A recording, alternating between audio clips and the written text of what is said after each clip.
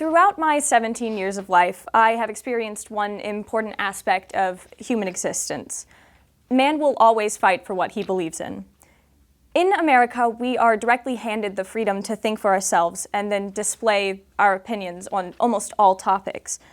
This freedom is not guaranteed in all countries. However, this is exactly what America was created to protect. The First Amendment to our U.S. Constitution highlights arguably one of our most important rights, the freedom of expression. Those who disagree with or dislike a specific official have every right to express their beliefs and opinions. In response to all of these freedoms, we must endure more debate.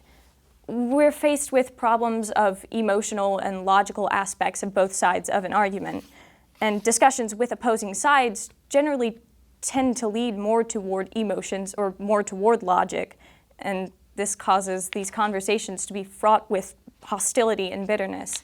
So this poses the question, is there any way for civility to exist in problem-solving discourse? Debates and conversations essentially run this country because America was built, in the great words of Abraham Lincoln, by the people, of the people, for the people. As the people, we know that the only efficient way to make a genuine change is through discussion. Adversely, this can give Americans a certain sense of entitlement.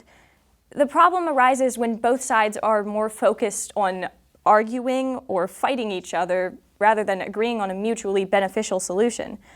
Rhetoric itself is not problematic. However, rancorous rhetoric becomes the problem. Some people introduce abusive language to stress an important point, and as a result, one side becomes offended. They're therefore considered too sensitive, while the other side is considered too insensitive.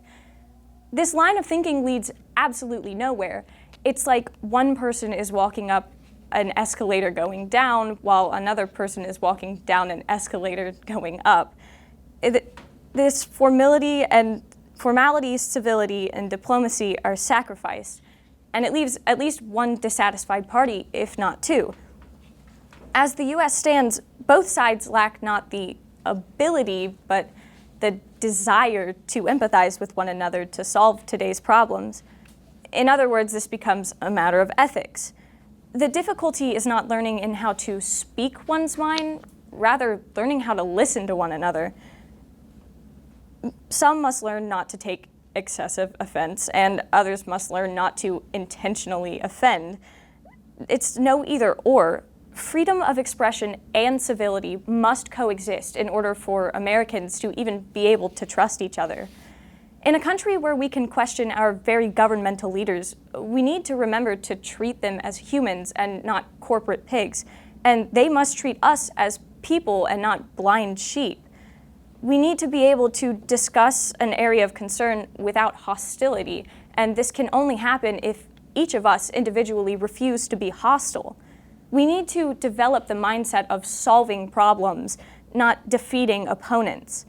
The only way to accomplish a goal is to respect one another, not argue and bicker or fight like children.